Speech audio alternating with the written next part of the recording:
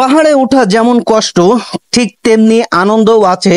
Facebook প্ল্যাটফর্মে এমন একটা জায়গা যেখানে যেমন কষ্ট হয় উপরের দিকে উঠতে, ঠিক তেমন আনন্দ হয়। তো ফেসবুক প্ল্যাটফর্মে আমরা যদি সবসময় লেগে থাকি অবশ্যই ভালো কিছু আশা করা যাবে। এই যে সিঁড়িটা দেখছেন উপরে উঠার সিঁড়ি, আর চতুর সাইডে যে পরিবেশ মাশাল্লাহ অনেক সুন্দর। তো হিমছড়ি পাহাড়ের যে পরিবেশটা আপনারা দেখছেন, এই পরিবেশটা আসলেই অনেক সুন্দর। ঠিক ফেসবুক প্ল্যাটফর্মটাও এত সুন্দর যে সুন্দর পরিবেশে আমরা যদি সবসময় লেগে থাকি এবং সুন্দরভাবে চলি, সুন্দরভাবে আমরা এই প্ল্যাটফর্মটাকে সাজাতে পারি, তাহলে কিন্তু আমরা ভালো কিছু করতে পারবো এবং ভালোভাবে এই প্ল্যাটফর্ম থেকে ভালো একটা আর্নিং করতে পারবো। এই যে সিঁড়িগুলো দেখছেন, এই সিঁড়িগুলো কিন্তু ধাপে ধাপে উঠতে হয়। তো ফেসবুক প্ল্যাটফর্মটাও এমন জায়গা যেখানে ধীরে ধীরে আস্তে আস্তে উঠতে হয়। ফেসবুক প্ল্যাটফর্মে আপনি একবারে যদি উঠতে চান তাহলে কখনোই উঠতে পারবেন না। ফেসবুক প্ল্যাটফর্ম এমন একটা জায়গা যেখানে সিঁড়ির মতোই আস্তে আস্তে করে উঠতে হবে এবং ধাপে ধাপে উঠতে হবে। ফেসবুক প্ল্যাটফর্মটা এমন ভাবে চলতে হবে এবং এমন ভাবে মিলে কাজ করতে হবে।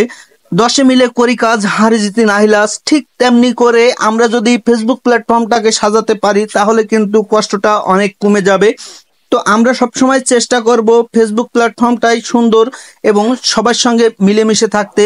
এত সুন্দর দৃশ্য, আসলে হিমছড়ির যে পাহাড়, এই পাহাড়ের দৃশ্যটা দেখলেই অনেক ভালো লাগে। তো ধীরে ধীরে ওঠার পরে আমরা কিন্তু নামার চেষ্টা করছি। তো আমরা সব সময় নামার সময় আমি দেখলাম এখানে একটা ভালো দৃশ্য, সেটা হচ্ছে একটি বাচ্চা কিন্তু ফুলের মালা নিয়ে আমাকে বলছিল, আঙ্কেল ফুলের মালাটা নেন। তো আসলে ফুলের মালাটা আমি তো নিতে পারবো না। আমি সেটাই বলে কিন্তু তাকে উৎসাহিত করলাম, তার হাতে কিছু টাকাও দিলাম। দিয়ে আমি আবারও কিন্তু আস্তে আস্তে সিঁড়িতে ওঠার চেষ্টা করলাম। তো ফেসবুক প্ল্যাটফর্মটা এমন জায়গা। তো হিমছড়ি পাহাড়ে আপনাদের তো অনেকবারই আমি রিলস ভিডিওই বলছি যে হিমছড়ি পাহাড় আপনাদের দেখাবো। হিমছড়ি এসেছি, হিমছড়ির ঝর্ণা আপনাদের রিলসের মাধ্যমে দেখানোর চেষ্টা করছি। তো হিমছড়ির ঝর্ণা আর আমি এই লং ভিডিওতে দিব না, লং ভিডিও নিয়ে আসলাম। লং ভিডিওটা হচ্ছে হিমছড়ি সম্পূর্ণ পাহাড়ের দিয়েই কিন্তু আপনাদের দেখানোর চেষ্টা করব।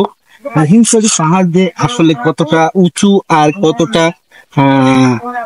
কষ্টের, এখানে যারা আসছেন তারাই বুঝতে পারবেন যে হিমছড়িটা আসলে কত কষ্টের। এই যে পাহাড়গুলো আছে, এই বড় বড় যেগুলো দেখছেন, এগুলো সব পাহাড়, আর পাহাড়ের উপরে কিন্তু এই গাছগুলো। তো এই গাছগুলো যে পাহাড়ের উপরে আছে, সেই পাহাড়ে উঠতে হলে কিন্তু আসলে অনেক কষ্ট করতে হয়।